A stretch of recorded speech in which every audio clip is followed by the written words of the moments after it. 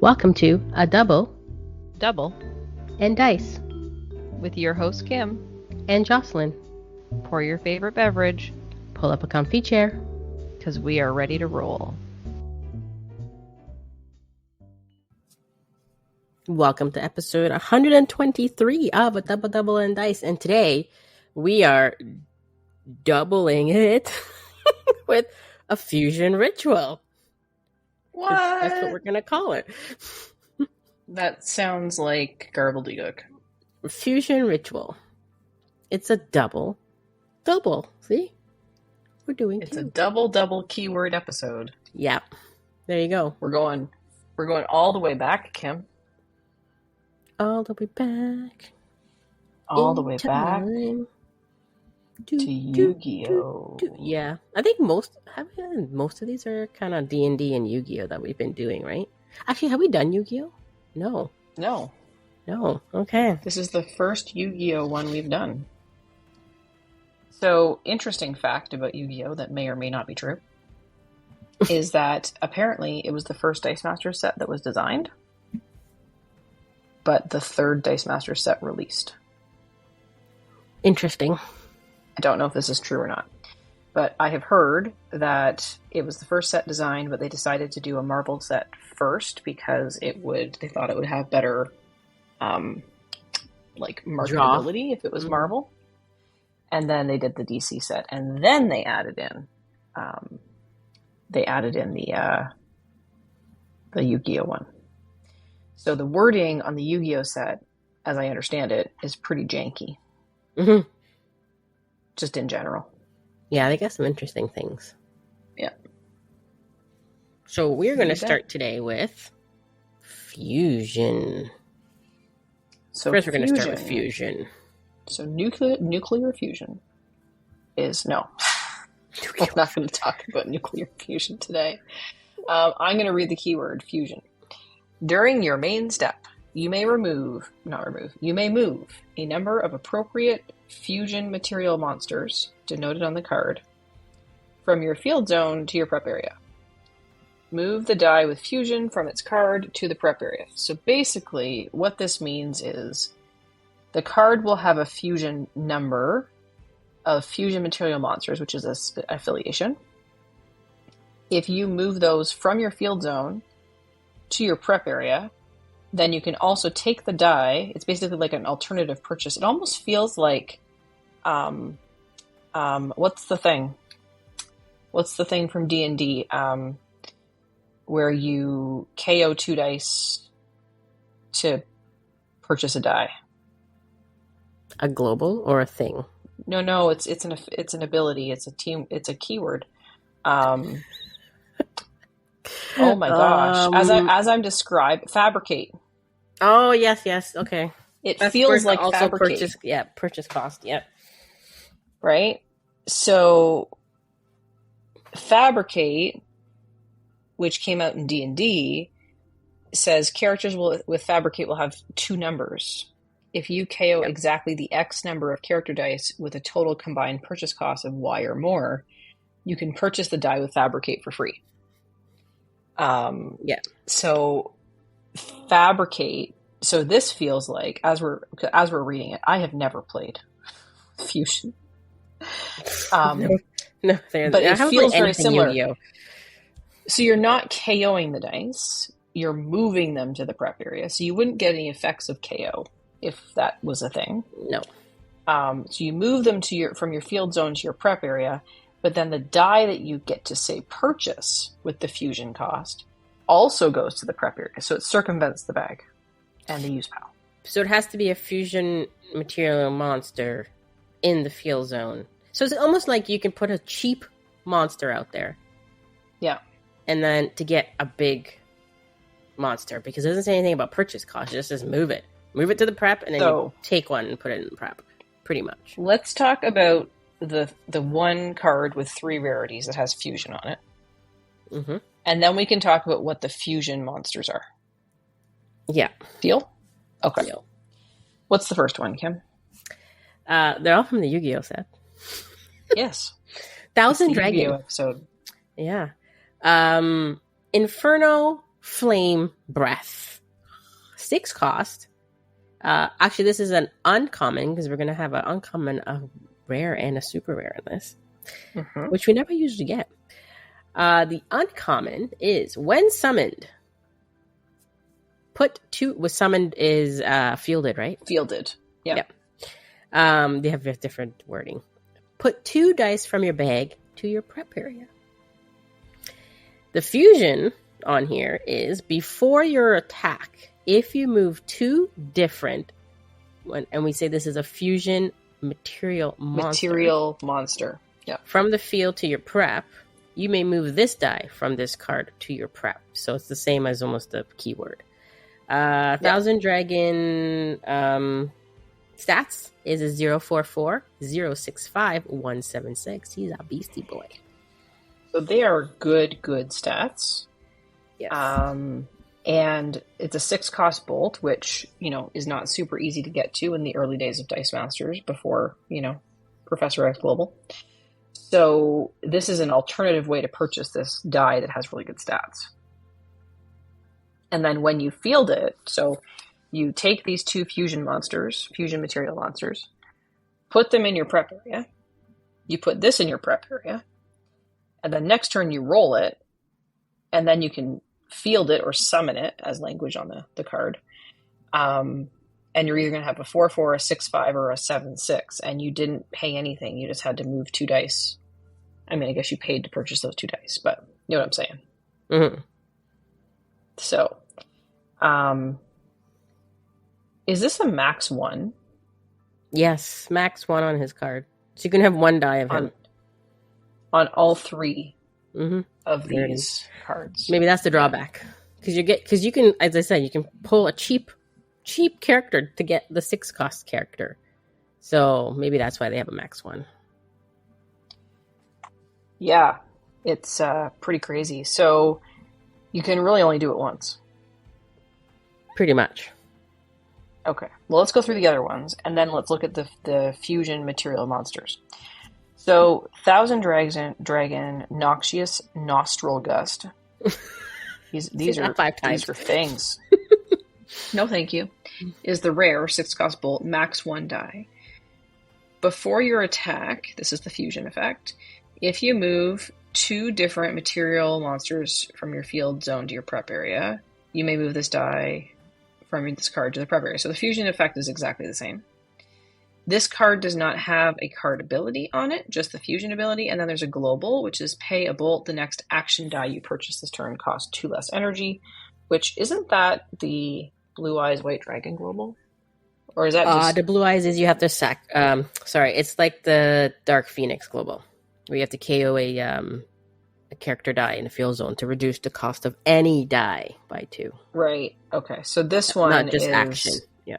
A bolt, and it's an action die. So, okay, stats are the same. Yep. And then the last one. And the last one is Thousand Dragon Noxious Vapor Gust. When summoned, opposing monsters, that means any character. Monsters are characters. Opposing monsters knocked out in combat this turn go to the use pile. And then the fusion is the same. Before you attack, if you move 2 different fusion material monsters from the field, it's such a long affiliation, to your prep area, you may move this die from the card to your prep area. Is that a have to, or you can actually purchase it for 6? I think you could just purchase it for 6, but... And as I look at the fusion material monsters, then that might be the way to go. All right, let's go there. So we're in the key page here. Like, I'm looking for the affiliation. I can't find it. On my page is on the second line. Oh, got it. Yeah. All right. Yeah. Okay. Take that word out. So I've sorted this alphabetically, and there are a grand total of 2 characters that have the fusion material monster affiliation. There is Baby Dragon and Time Wizard.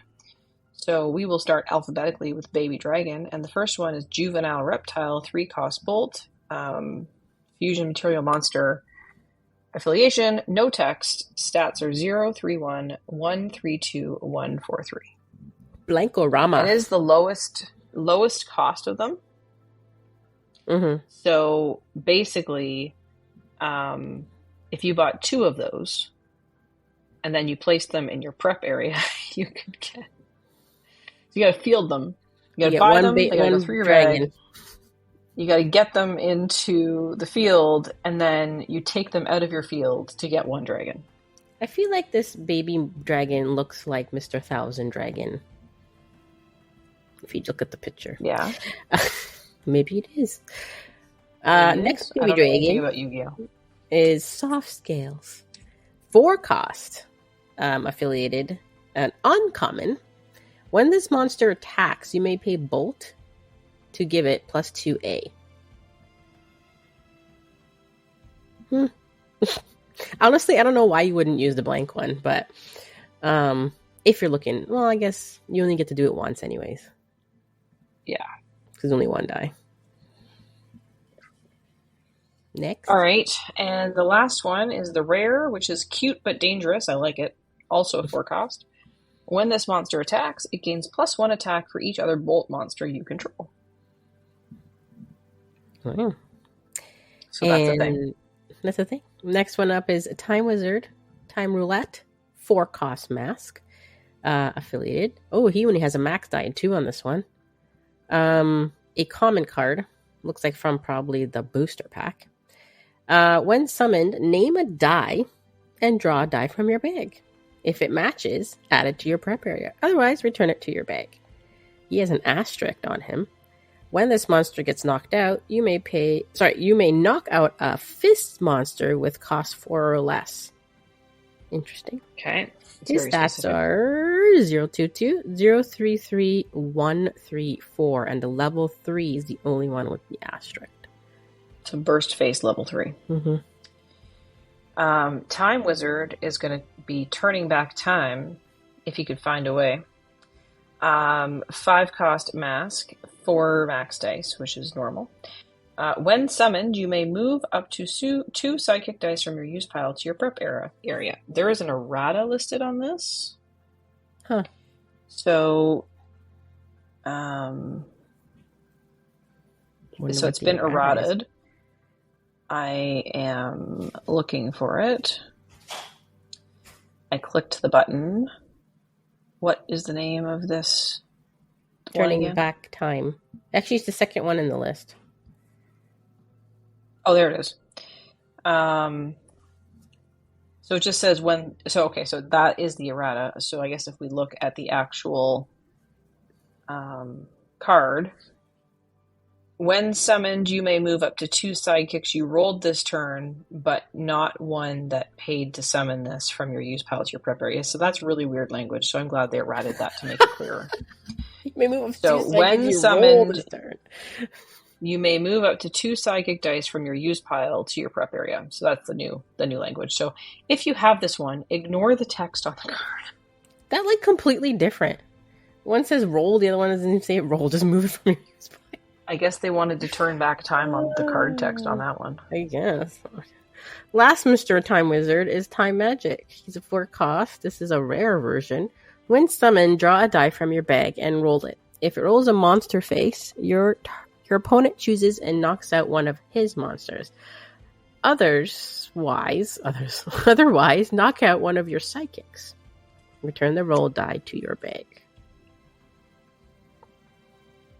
Well, they're interesting. I mean, if you're going to use fusion, you would just use it with the blank baby dragon, I think. Mm-hmm. If you're not, then yeah. I mean, I guess if you're not, then you've got some other reason to do this. But I don't think... I apologize for yawning. Long day. I don't think that any of these are super effective. Well, I guess it depends what you're doing. But yeah, there's not much cards in that affiliation either. So I think the concept of fusion is cool. I think they tweaked it and made it better with Fabricate. And that is basically all we have for fusion, I think. Mm-hmm. Yeah, So should and we the move only on thing is to- that you get one die out of it, so Yeah. So before we move on from fusion, if you were going to play one of these fusion Thousand Dragons, which one would you play? Well, depends. Are you... Tail. I mean, if you're just looking for a global for action dice, then I guess you can go with the global one. On the rare. Yep. On the rare. Noxious Nostril Gust. I kind of like the prepping mechanism there.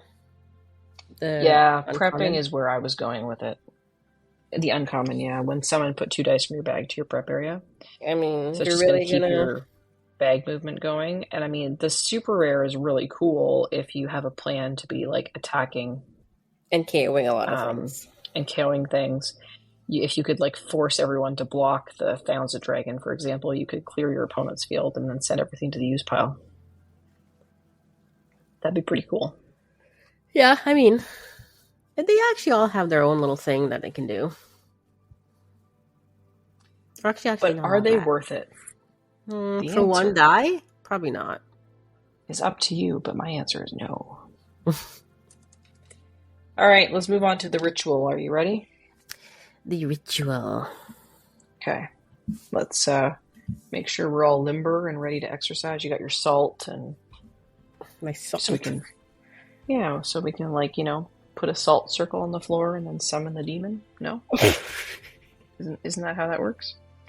You watch too much of those shows. Probably. Instead of paying this monster's fielding cost, you may send a monster, which is another word for character, die, from your reserve pool to out of play in order to field this monster. How many monsters have this keyword on them, Kim? 1. How many rarities of said monster have this keyword? Oh, 3. All right, let's start with the first one. And a rare. So, from a Yu-Gi-Oh set as well. Black Luster Soldier. Ultimate Soldier is the uncommon. 5-cost fist. No affiliations here. If you attack with only fist monsters, this monster gets +1A. His ritual is you may move a monster from your reserve to your used pile to pay this monster in summoning cost. So it's been corrected to say out of play. Mm-hmm. Right? So from your reserve pool to your out of play. Because, again, Yu-Gi-Oh! Was created before the out of play was created in the game. And we know that from the rules in the rule book and from the ruling that was made on the win, that anything that goes to your used pile on your turn goes out of play except for dice you purchase. Yeah. So, and I would see why you want to move something, because this guy's summoning cost is 255 266 377. Expansive. Yeah. So, yeah, that's Ultimate Soldier. The uncommon is Chaos Blade, 5-cost fist as well. When this monster attacks, your other fist monsters get +1 attack and +1 defense. And the ritual is the same, because the ritual is the same on all of them. Mm-hmm. And the last one is Fearsome Fighter, 6-cost. When summoned, your opponent's sidekicks deal no damage in battle this turn. That's pretty cool if you could force your opponent's sidekicks to block, for example. Yep. And then you KO them all and they don't deal any damage to you. But ultimately, not sure that any of these are worth the ritual. I mean, you're sacrificing another character die to just field this one. Unless you really can't field the other one and you don't care for it, sure, move it. I mean, I'd rather spend one character to field this guy, whether it's 1, 2, or 3, because 2, 2, and 3 are expensive, than spending 2 or 3 energies, right? Yeah. So, interestingly, we should call out that a sidekick is only a character die in the field zone. Yep, so you cannot move a sidekick die. Nope, it would need to be an actual character. So no something you cheating. purchased. No cheating. Yeah, so that's it. Which one of these would you play, Kim? Between fusion or ritual? No, like of the ritual ones, of the Blackluster Soldier, your favorite? Unless you're building a fist team, I would have to go with the Chaos Blade because it gives D and A. As the uncommon just gave the A. Yeah. So, I mean, you'd have to put a fist team together for that to work. But yeah, I mean, if you want to get rid of your person's sidekicks, I mean, they probably... The only thing is, if they realize that, they probably won't feel too much sidekicks. I have no idea. Yeah, then you would want to force them to field sidekicks, like with more modern cards like Instant War, where you both field, you both draw dice and field them, and globals and things like that. Yeah, for sure. Cool. There you go. Fusion Ritual. So that's our fusion ritual for the day. Yep. Yu-Gi-Oh! Day. Yeah, let us know. Let me. Don't worry about Kim. Let us know what you think of Fusion Ritual and if you would play those and if you've played them in the past. I'm still deciding on one more card for my team, which is an unaffiliated team, for the tournament that I guess we'll talk about on the next podcast of how that went. This guy's stats is great, but am I going to give up a character to field him? I don't know. I guess it depends on the situation. Yep. Blackluster Soldier. Mm-hmm. And Yu-Gi-Oh! Would fit into the other category, which is what you're building with for your Orbital Strike, right? That's correct. Which has most Yu-Gi-Oh! Characters on this team than I've ever played in my whole entire Dice Masters career. Really? Yeah. I don't own much. Okay, I don't own... Okay, I would say maybe less than 20 cards of Yu-Gi-Oh! Yeah. Less than 20 cards of Yu-Gi-Oh! And a very, very few dice. So I have a lot of proxy dice on my team. I'm pretty sure that Rob and I still have some Yu-Gi-Oh! Packs to open. Oh my gosh. I went to check and see if I had any Yu-Gi-Oh! Boxes. I don't have Yu-Gi-Oh! I also would have busted probably all those packs open. Mm-hmm. But I'll make it work. Except, let's see. It's sitting right next to me. 1, 2, 3, 4, 5, 6 out of 7 cards are Yu-Gi-Oh! Wow. Yeah, I'm still waiting. I'm still trying to figure out my 8th slot here. That is impressive. Yeah. 1, 2, 3, 4 are blank cards. So, yeah, we'll see. We shall see. All right. Anything else on the fusion ritual? Ritual fusion? I don't think so. I think it's time to... I think we should move into the dice bag. Dun, dun, dun. The dice bag. So we received some feedback from our new listener, Bookmaker Makes, on the YouTube. Bookmaker Makes, I believe, also put some conversation starter into the Discord channel. So we're not going to read through that, but if you have a chance to go through, I believe Bookmaker Makes got to play another game with the local who's new to Dice Masters. So there's some interesting content there, right? Yeah. But on the YouTube, Bookmaker Makes says, I think the same basic suggestion for deck building still applies for the World's End tournament. This will be very relevant for all of you who are attending the World's End tournament, aka it's over by the time you hear this.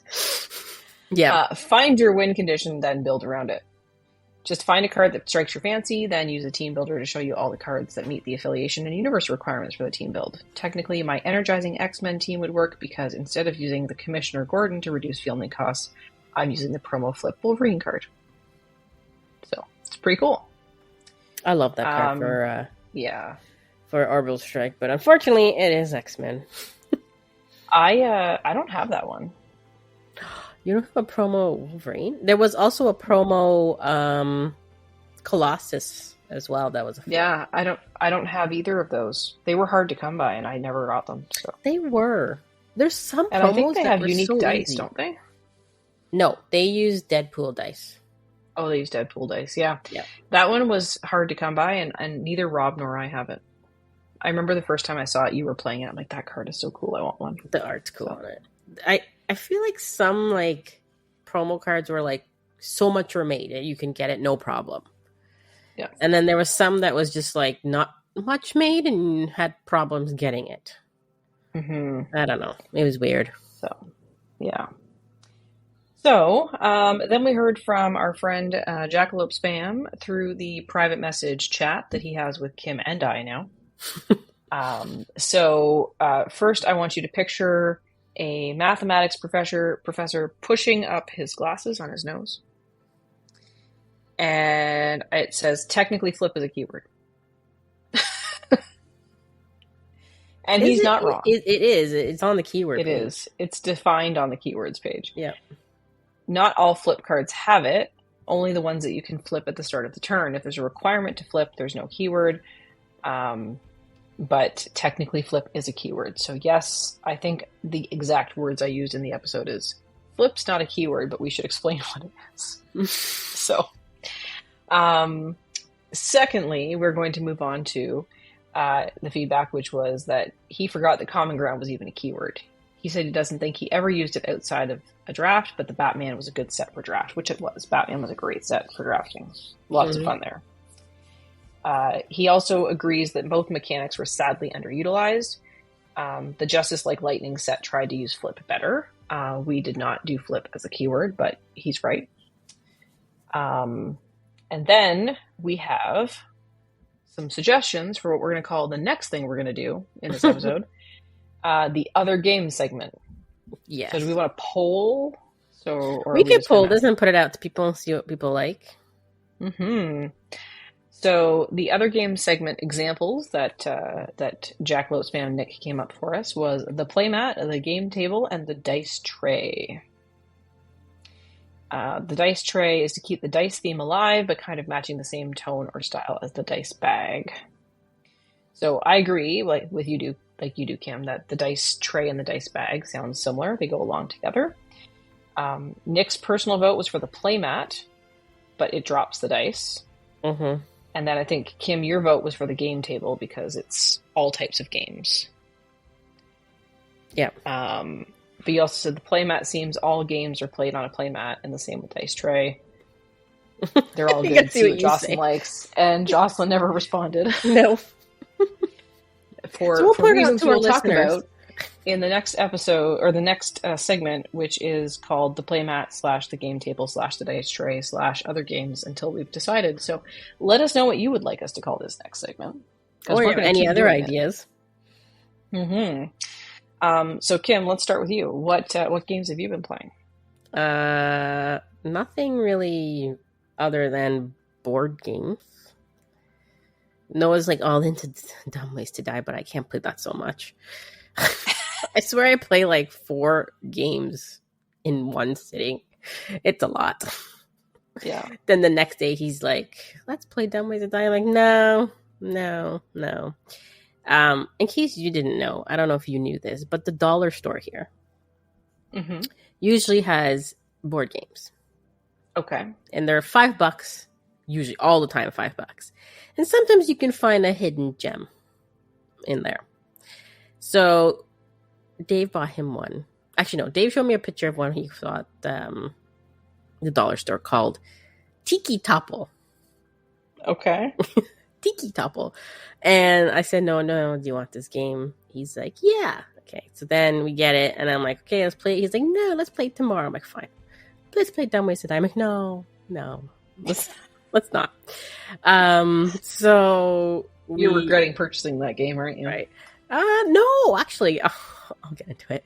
By the way, Dumb Ways to Die, we play face-up cards, and I tell him what to do all the time. I don't know why we even play. So, Tiki Topple is actually not bad. It's like, okay, so you have these cool little, like, you know what a tiki is, like those things with the mask, like a face that almost looks like a mask. And they're like stacked, right? Yep. So it's something like that, and you have cards that have 1, 2, 3. That's movement, and then you have like an X card, which gets rid of a tiki, and another card I can't remember what it is. So what you're trying to do is you have hidden hidden like objectives. So let's say you want purple to be number 1, or you want pink to be 3rd or better. You want yellow to be in 2nd place only. So there's things like that.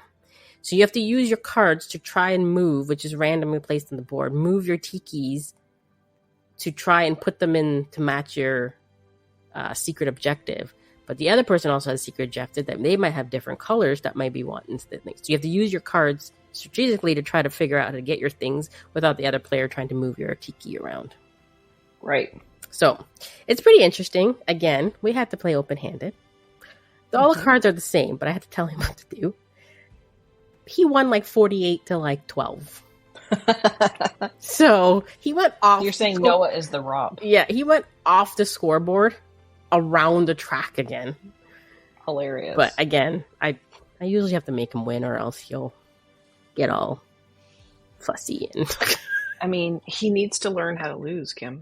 I know. But actually, I was helping him again. So again, that's all he got all the points because I was like getting him to win all his stuff. So he's like, you help me out. I'm like, you're lucky I am going to help you out here because it's the only card I can play right now. So that's Tiki Topple, $5 at the dollar store. Awesome. And then that's it. Was it Dollarama or was it a different Dollarama? A Dollarama. A different Dollarama, a different dollar store. Yeah, there's different ones. Canada Dollarama only. I don't know a different Dollarama. I don't know if they do that in the US, but then again, they have lots of cheap games. What did we play on Saturday? I don't know. I wasn't there. I was sitting on children. Oh, we play Western Legends. Oh, that's right. Yeah. A cowboyish kind of sandbox, kind of do what you want. Be the good guy, bad guy kind of thing. Did you enjoy it? I did. This is my second time playing it. Cool. Yeah. So that was it one of your 5x5s? No. That's good. Which I don't you think only we're played it twice. I don't think we're going to be finishing that. But I think you could still do it. We would have to go back to back to back. Those games. Yeah, we would have to go back to back to back to back. Yeah. All right. So that's it? That's all you played? That's all I played. You played DCC? Yeah. We never actually talk about DCC. We don't, which is why I brought it up. Yes, we played DCC. For those who don't DCC? know, Dungeon Crawl Classics. Yeah, it's a role sort of like game. D&D, but better. I've never played D&D to know. So, in my opinion, D&D has a place. Obviously, every role-playing system has a place, but Dungeon Crawl Classics, I really like. One of the things that you hear people talk about with role-playing games is sometimes the systems are crunchy, like they're complicated and complex and what have you. And D&D is definitely one of those that is complicated and complex. I think DCC is a lot simpler than D&D, but it's also a lot of fun and there's a lot of opportunity for creativity. So right now, Rob is running our adventure. Yes. Adventure has been going on for I don't know how long. Well, we take a lot of breaks because of travel and holidays. And usually we have like 3 on the go. Yeah. We had 3 on the go before, and now we have 2 on the go. So. Yeah, I ran one before, right? So we just finished mine, which was a DCC, and then Rob's running this one, and then I think we have a Neon Lords happening in the background. We have a Neon Lord still going on, yep. Yep. What's Neon Lord supposed to be like? Like, what do they call that one? Neon Lords is a role-playing game as well. Neon Lords of the Toxic Wasteland. It uses its own game mechanics, but the company that distributes it now is the same company that distributes Dungeon Crawl Classics and Mutant Crawl Classics and X-Crawl, which are all just different systems. Mutants, obviously, is like post-apocalyptic mutants, and X-Crawl, I think, is superheroes, but they all use the Dungeon Crawl Classics system. So Neon Lords is its own system, and it's kind of a funny system. Like, not funny, but like the story is interesting. So it's post-apocalyptic, but it's like the world ended sometime, not the world ended, but like the post-apocalyptic event happened sometime in the 80s. So the lord that people worship is Lord Randy, with a silent savage, aka there's like a wrestling sub theme, and it's a little bit punk rock, and you get special powers from your hairstyles, and you've got 6 shades. It has the rule of cool, which is if there's no rule for it, but it sounds cool, it just works. Yeah. You never have to get more ammunition in the game. It's just you treat it like a movie or a video, not a video game, because in video games you usually have to reload, but you treat it like a movie that where never your has gun ending. just never runs out of bullets, right? Yeah. So anyway, it's fun. We have one of those on the go in the background, but right now we're playing a DCC adventure, and we're in some kind of weird realm because my cleric needs to help somebody because I did this crazy thing with my patron and saved, I think it was your life, wasn't it, Kim? You and Dennis? I can't remember. In the last adventure, you were falling from the sky. On the last Anyway. adventure, yeah, the one before. We've done so many. Can't remember. So in that adventure, you were falling from the sky, and I think I crit hit my patron roll, and so I was able to save you, so you didn't die to fall to your death. But then my disapproval went up so high that I couldn't cast any spells. So now we're on this adventure for my patron to save this whatever civilization, so that I make my patron happy, and then I can actually cast spells again. My spell casting disapproval has temporarily been lifted. I don't think disapproval is a thing in D&D. So in I don't know how they work.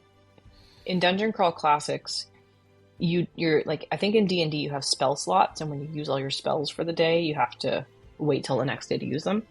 In DCC, magic is kind of wild, so your spells don't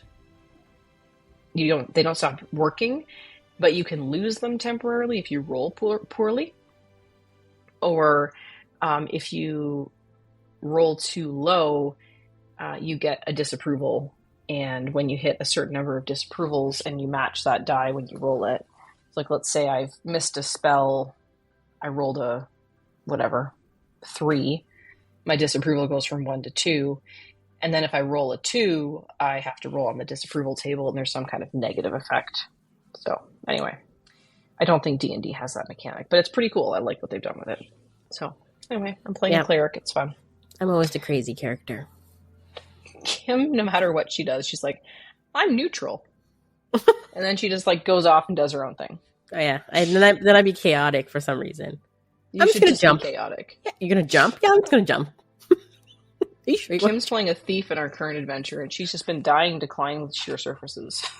Yeah, I didn't get to it last time. I got to climb a tree, but it's good having a thief. Yeah. It is good having a thief. Thieves are helpful. So,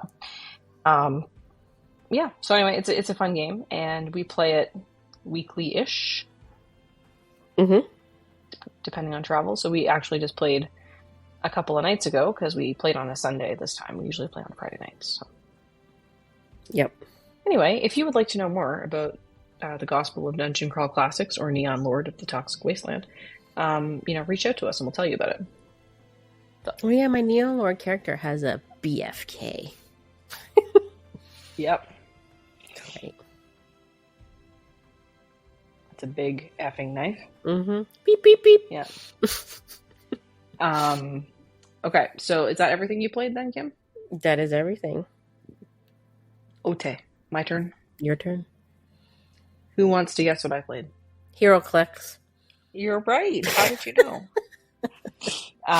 So I've played a fair amount of HeroClix in the last, 2 weeks, because I went to WizKids HeroClix Worlds in Memphis, Tennessee.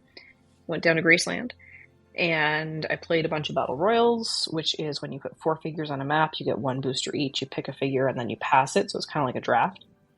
And then you play those figures, and then at the end of the game, the first person gets to choose what figure they take home first, and then the second person, third person, fourth person chooses again, then you go back up. It's a snake draft. They always add in extra convention exclusives for that, so I did a bunch of those. I did something called a Super Sealed, where they give you 3 boosters and you build a 400-point team. So I did a couple of those as well. But my big event was Team Worlds. So my team, Emily, Asia, and I, the 3 of us were Team Calm Your Clicks, and we had t-shirts this year, and we handed out tokens to our opponents. And what happens there is we get a brick of product. We open it up. We make 3 teams. We're labeled A, B, or C. And then we play our opponent's team that has A, B, or C people. So the A's play the A's, the B's play the B's, and the C's play the C's. 2 out of 3 wins for the players is a win. Anything less than that is a loss. And there were 77 teams. And they cut to top 16, and we were 14th. So we hit the cut. So that was very exciting. We've never hit cut before. We ended up getting knocked out in our first top 16 round. Unfortunately, we had to play friends of ours in the top 16 round. So we were matched up against our friend Devin, Jackson, and Adam. Devin traveled down to Memphis with us on the same airplane. So he's Canadian. But yeah, it was a fun time. It was great to make a cut. We had a really great event. Played some more Battle Royals and a Super Sealed and hung out with people and what have you. However, one of the reasons I've been less active than usual on things like the socials is I unfortunately got sick. So I'm still recovering a little bit, but I'm a lot better now than I was. But partway through our Team Sealed event on Friday, I started to get a sore throat, so I masked up and I had a couple of rough. I guess it wasn't that bad. The Friday was sealed, and I was pretty tired by the end of it. And I went back to the hotel room to rest, and Rob went for dinner by himself. And then he went out and got me a bunch of stuff so that I would feel better. And then I didn't really feel bad Saturday, Sunday. Monday I was really tired, and and I definitely was sick. Initially I thought it was just like hotel air or whatever, but anyway, I'm on the mend now, and I probably sound a little different on this episode because I am recording from a hotel room. I'm traveling for work. So I'm just on my AirPods. I'm not on my nice microphone. So I played a lot of HeroClix. It was a lot of fun. My Battle Royals did not go particularly well, but my Team Sealed did, so that's all that mattered. It was great to see all kinds of HeroClix friends that we have from all over the world. And then I played Magic this week. It was a new release, wasn't it? Yeah, Duskborn is out. It's the new set. It's in pre-release, so we headed out for a pre-release event. I've never done a pre-release before for Magic. So with pre-release, how it works is they hand you a pre-release kit. And in that kit, there are some unique promo cards, we'll call them. And then every kit's a little bit different. And then there's 6 packs and a die and some tokens and things like that. So you open your 6 packs and you build your team out of your 6 packs. So how much cards in a pack? I don't know. Did we look this up before? 10? 12? In a Magic pack must be 10 or 12. Cards in a Magic. Can you actually make a team out of 6 packs? Oh, yeah. 16 cards in a draft booster. Oh, and a booster. Yeah. But don't you get 6 packs you make a card? Oh, okay. You get 6 booster packs. Times 16. Yeah. So it says you get 15 cards and a marketing card or a token. 1 is a basic land, 10 are common, 3 are uncommon, and 1 is rare or mythic rare. There's also a chance for one of them to be a premium foil card of any rarity. So I didn't pull anything fancy, except for I only got rares. One of my fancy rares that were like the promo rares, one of them was pretty good, but I didn't pull enough colors of the other ones to make the deck work. So anyway, I'm not very good at playing Magic. So I built a team, a deck, whatever. It worked. I actually won one of my round, like not the whole round, but one game because you play best of 3. So I won. I lost the first game. The second game, it was a game like yours, Kim, where when you and I were playing Commander, like everything I pulled was lands. Land. Yeah. So I didn't have any characters. creatures, whatever. The second game against that person, I won, and then the third game, we were hitting up against time, and he was winning by a landslide, so I just gave him the round. The second round, I lost both of my games. The guy that I was playing was very good at Magic, and his team was extraordinarily complex and worked very well.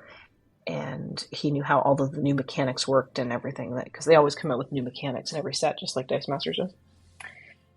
He knew how all of that worked. I had no idea what was going on. He was very kind. He explained it all to me. I still didn't have any idea what was happening. I'll be like, you just won. Just go. Just do your turn. That's when I give up on. We played. Give up it was fine. I didn't give up. I was happy to let him play. He was playing quickly enough without taking too much, without going too fast. Yeah. And he was explaining what he was doing and stuff. So, and he was patient with me because I don't know what I'm doing.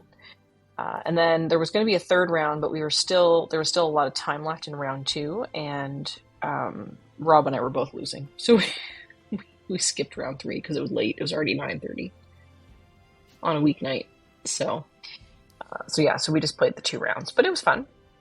So, and then when I started to feel a little bit better last week, it's not really a game story per se, but I did sit on some children. My sister and brother-in-law were going to a wedding, so I did a overnight babysitting adventure at my sister's house. So I went over there and picked up Nathan from school and picked up Penelope from daycare, and Rob picked up pizza, and we picked up a cake for Rob's birthday, and we had cake and pizza, and we went to the park and bathed them and got them ready for bed and all that fun stuff. And then we had a sleepover. Well, I had a sleepover. In a tent. No. No, in the house.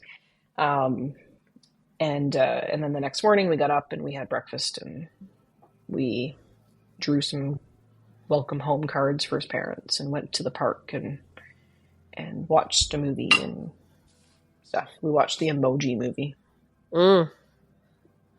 It wasn't very good. It's entertaining. It was fine.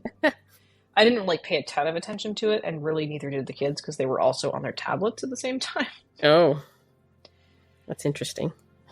Well, they are 5 and 3, and they really like their tablets, so. Yep. But we did park, we did coloring, got to hang out with them. They're a lot of fun. They're pretty adorable. I'm happy to spend time with them, so. So that was good. That was the other thing that I did in addition to being sick and traveling for HeroClix, so. I still play Magic religiously on that app, so. Yeah, on Arena? Yeah. Yeah. I just don't have any time to do a lot of things right now. It's always my downtime I'm playing. Yeah. And then Dave will be like, are you still playing that? I'm like, I have to get my daily wins. I need to get to my daily wins. And he just laughs. Once I get my daily wins, I'm done playing. Yeah. But cool. So anyway, so that's what I played. Super proud of my HeroClix team that we played in, and it was great. It was great. So 14 out of 77. Pretty good placement. That's pretty good. Really proud of that. So yeah, that's it. That's all I got. I should get back into physical Magic, but see, the thing is, I don't know how to build teams, so I'm terrible at it. If you find a nice store, there's a store we went to the 3D shop for the pre-release on Monday night, but there's another store, the comic book store that does Magic, that Rob goes to in Oshawa, and they do Magic on Friday nights, and we've been out to their drafts, and they're a fairly friendly bunch, and there's one guy who will help you build your team if you don't know what you're doing. And he shows you how it works and stuff like that. So the first time I went out, I built my own team. I didn't really know what I was doing, but I knew a little bit about the mechanics. And it was a draft, so they were passing you cards. So you're reading it as you go along. I'm like, yeah, I think this is going to work together. So I built a team, and he's a little funny. He was trying to be silly. He's like, I was instructed to come help you. And I was like, oh yeah, you were instructed, eh? I'm like, sure, look at this deck. So he looked at the deck. He's like, this is pretty good. He's like, have you done this before? Thought you were new. I'm like, I am new. I've never drafted Magic before in my life. He's like, oh, well, I want you to take these 2 cards out and replace them with these 2, but otherwise I think your deck's pretty good. I was like, thanks. So anyway, there's always people that'll help you out building. And same thing at the 3D shop when we were there. There was a guy sitting next to us, and we weren't really sure how pre-release worked, so he explained it all to us. And he didn't help us build our decks, but if we'd asked him to, he probably would have. So yeah, see, I would play the same. I play the same deck. Yeah. All the time, and that's how you get to know how it works. Because we play it you can draft on the app. Like you can they have the new one out already on the app that you can do it. And I put a team, I draft and put the team together, and I'm like, what the heck? And I can't win to save my life. But I build another deck, and when you keep playing it, and tweaking it a little bit, then you know exactly what you're doing. Yeah, and how it works, just like anything else. Yep. So practice, right? Yeah, I don't change it. Cool. So yeah, and then just today as we record this, I do want to say that Dice Station Zebra, my other channel, which is primarily HeroClix with Rob, hit 1,000 subscribers on YouTube. Yay, congrats. So, very excited. Happened tonight. So, we are now officially a 1K channel. So, pretty excited. Cool. And that's all I have to talk about. Yeah, I think that's it. That's it? Nothing else for you? Nothing else. So our next episode will be a break from keywords as Kim talks about her adventures at World's End. Yes. And how well we did. And how the tournament went and all the fun stuff. So I look forward to hearing about that. And in the meantime, if you wanted to tell us about Fusion or Gate, which happened about 14 years ago. Oh, Fusion and Ritual. Gate is another keyword from Yu-Gi-Oh! That's why I was thinking about it. If you want to tell us about Fusion and Gate? I thought that was... Okay, I don't know. Yeah, I think it's Gate. Or is it D&D? Anyway, it doesn't matter. We didn't talk about it today. We talked about Fusion and Ritual.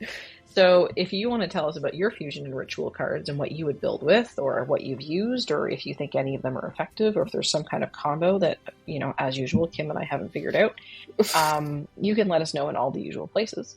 And we'd also like to hear what other games you're playing. So, and finally, don't forget to vote for our name for that section. Is it going to be the playmat, the dice tray, or the gamer's table? Was that what it was? The gamer table? The game table? The gamer table actually sounds better. The game table. There's a store in Oshawa called the Gamer's Table. It's a board game store. Or if anybody else has any suggestions that we might have to bring up. So yeah, open to suggestions.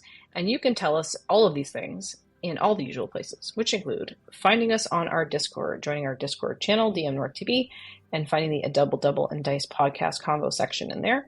You can @ us on Discord. Kim is @ SuperK. I am @ JoStitch, JOCE Stitch.